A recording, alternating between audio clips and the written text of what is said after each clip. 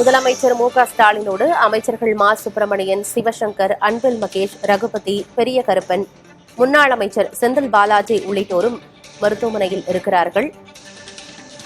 தற்போது முதலமைச்சர் மு.க.ஸ்டாலின் மருத்துவமனைக்குள் சென்று கொண்டிருக்கும் காட்சியை பார்க்கிறோம். 51 நபர்கள் மருத்துவமனையில் சிகிச்சைக்காக அனுமதிக்கப்பட்டிருக்கிறார்கள். அவர்களையும் சந்தித்து முதலமைச்சர் ஸ்டாலின் நலம் விசாரிக்க இருக்கிறார்.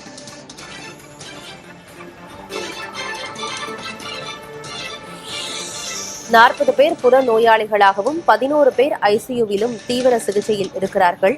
அவர்களை சந்திப்பதற்காக முதலமைச்சர் மு.க.ஸ்டாலின் சென்று கொண்டிருக்கும் அந்த காட்சியை பார்க்கிறோம்.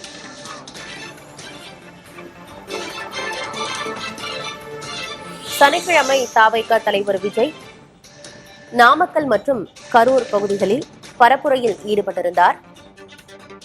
கரூர் மாவட்டத்தில் 12 மணிக்கு தவிக தலைவர் விஜய் வருவதாக இருந்தது. ஆனால் விஜய் வருவதில் காலதாமதம் ஏற்பட்டது. அவர் அங்கு வேலுச்சாமிபுரம் என்ற பகுதியில் தவிக தலைவர் விஜய் பேசுவதற்கு இடம் ஒதுக்கப்பட்டிருந்தது. பரப்புரை செய்வதற்கு இடம் அங்குதான் ஒதுக்கப்பட்டிருந்தது. அந்த இடத்திற்கு வந்து அவர் பேசுவதற்கே 7 மணிக்கு மேல் ஆகிவிட்டது. இந்நிலையில்தான் 39 நபர்கள் உயிரிழந்திருக்கிறார்கள். கூட்ட நெரிசலில் சிக்கி உயிரிழந்தோரின் உடல்களுக்கு முதலமைச்சர் மு.க.ஸ்டாலின் அஞ்சலி செலுத்தினார். அதன் தொடர்ச்சியாக தற்போது மருத்துவமனைக்குள் வந்து கொண்டிருக்கிறார். மருத்துவமனையில் சிகிச்சைக்காக அனுமதிக்கப்பட்டிருப்போரை சந்தித்து நலம் விசாரிக்கிறார் முதலமைச்சர் ஸ்டாலின்.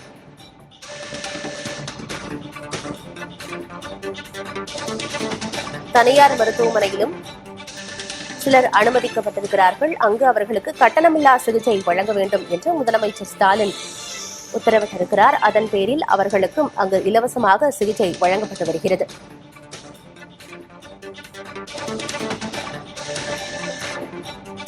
முப்பத்தி பேர் உயிரிழந்தனர். அதில் ஆண்கள் 13 பேர், பெண்கள் 16 பேர், ஆண் குழந்தை 4, பெண் குழந்தை 6 என தகவல் கிடைத்திருக்கிறது. மொத்தம் 39 பேர் உயிரிழந்திருக்கிறார்கள்.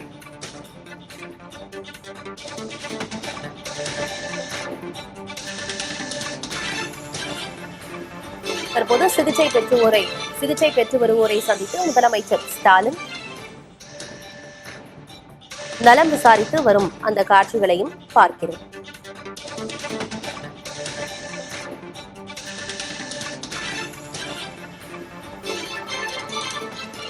இந்த சம்பவம் தொடர்பாக விசாரிப்பதற்காக ஓய்வு பெற்ற நீதிபதி அருணா ஜெகதீசன் ஒரு நபர் விசாரணை ஆணையத்தையும் முதலமைச்சர் மு.க.ஸ்டாலின் அமைத்திருக்கிறார்.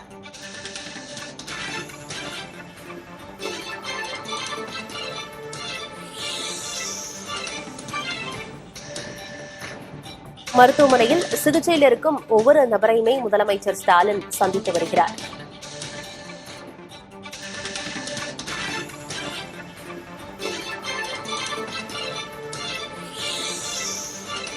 கரூர் துயரச் சம்பவம் தொடர்பாக தமிழக பொறுப்பு டிஜிபி திரு வெங்கட்ராமனும் செய்தியாளர்களை சந்தித்து விளக்கம் கொடுத்தார். கூட்டம் அதிகம் இருக்கும் என்பதால் கூடுதலான காவல்துறையினருமே அங்கு குவிக்கப்பட்டிருந்தார்கள். 500 பேர் குவிக்கப்பட்டிருந்தார்கள் என்று கூறியிருந்தார்.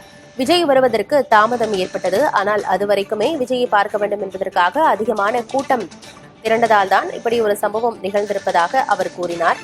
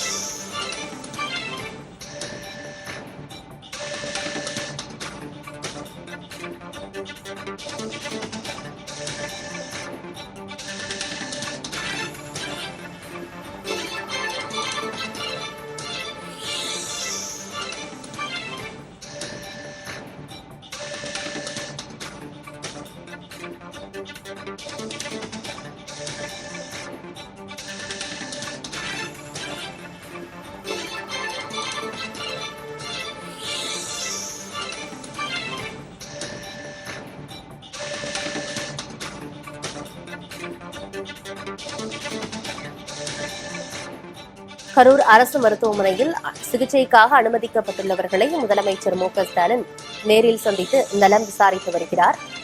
தொடர்ந்து மருத்துவர்களிடமும் அவர்களுக்கு அளிக்கப்பட்டு வரும் சிகிச்சை, அவர்களுடைய தற்போதைய நிலை என்ன என்பது தொடர்பாகவும் முதலமைச்சர் கேட்டறிந்து வருகிறார். அந்த காட்சிகளையுமே திரையில் பார்க்க முடிகிறது. முன்பாக முதலமைச்சர் மு.க.ஸ்டாலின் கரூர் துயர சம்பவத்தில் உயிரிழந்தவர்களுக்கு நிவாரணம் அறிவித்திருந்தார். 10 லட்சம் ரூபாய் நிவாரணமாக வழங்கப்படும் என்று அறிவித்திருந்தார். காயமடைந்தவர்களுக்கு 1 லட்சம் ரூபாய் நிவாரணமாக நிதியுதவி தொகையாக வழங்கப்படும் என்று முதலமைச்சர் மு.க.ஸ்டாலின் அறிவிப்பை வெளியிட்டிருந்தார். கரூர் துயர சம்பவம் தொடர்பாக விசாரணை செய்வதற்காக ஓய்வு பெற்ற நீதிபதி அருணா ஜெகதீசன் தனிநபர் விசாரணை ஆணையத்தையும் முதலமைச்சர் மு.க.ஸ்டாலின் அமைத்திருக்கிறார். இந்த விவகாரம் தொடர்பாக கரூர் மேற்கு மாவட்ட செயலாளர் மதியழகன் மீது 4 பிரிவுகளின் கீழ் வழக்கு பதிவும் செய்யப்பட்டிருக்கிறது.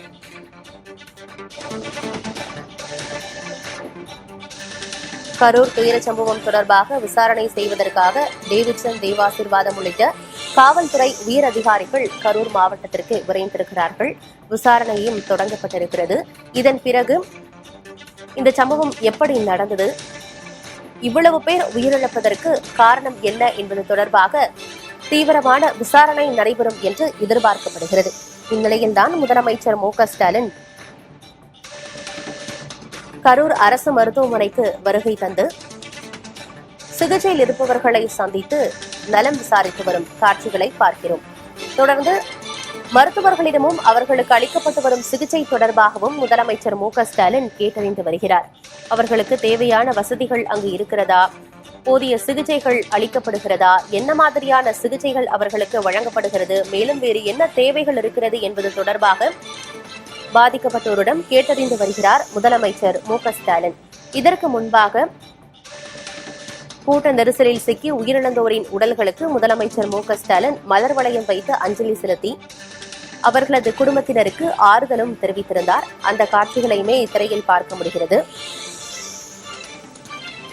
கரூர் அரசு மருத்துவமனையில் 51 பேர் தற்போது சிகிச்சை பெற்று வருகிறார்கள். 40 பேர் புற நோயாளிகளாகவும் 11 பேர் ஐசியூவிலும் தீவிர சிகிச்சையில் இருக்கிறார்கள். அவர்களை தான் முதலமைச்சர் மு.க.ஸ்டாலின் தற்போது சந்தித்து நலம் விசாரித்து வருகிறார்.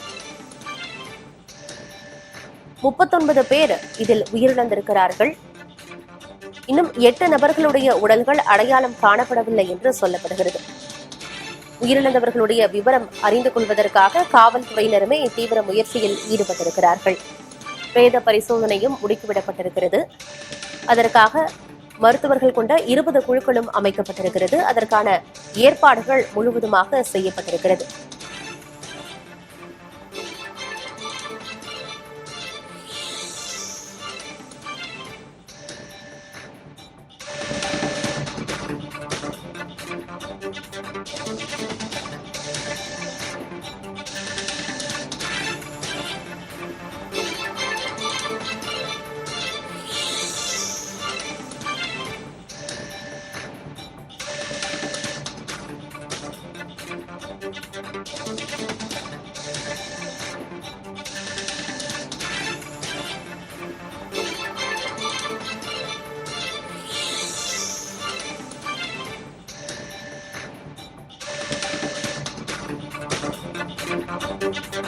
Thank you.